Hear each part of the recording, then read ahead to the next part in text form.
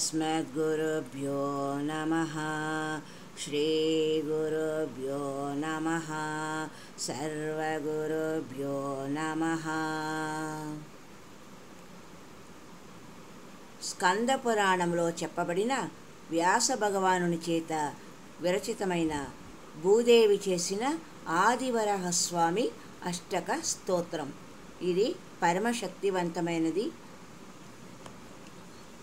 దీనిని ఒకమారు పఠిద్దాం. ఓం నమస్తే దేవదేవేశా వరాహవదనాచ్యుతా క్షీరసాగర సంకాసా వజ్రశృంగా మహాభుజా. ఓం ఉద్ధృతాస్మి త్వయా దేవా కల్పాదౌ సాగరాంబసః సహస్రబాహూనా విష్ణో ధారయాసి జగంత్యహం. ఓం అనేక దివ్యాభరణ యజ్ఞసూత్ర విరాజిత అరుణారుణాభరధర దివ్యరత్న విభూషిత.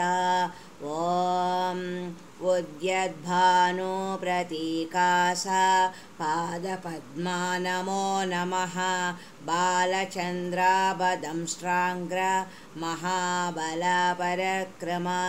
ఓం దివ్యచందనలిప్తాంగా తప్తకాంచనకుండల ఇంద్రనీలామణిద్యోతి వేమాంగద విభూషిత.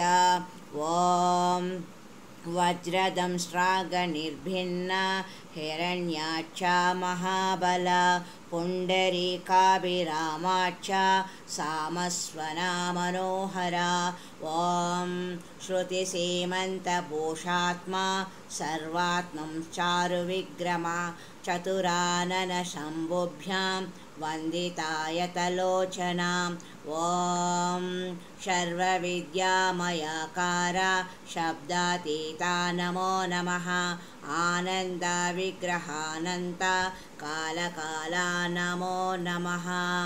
ఓం శ్రీ ఆదివరాహస్వామినే నమః. ఓం శ్రీ ఆదివరాహస్వామినే నమః.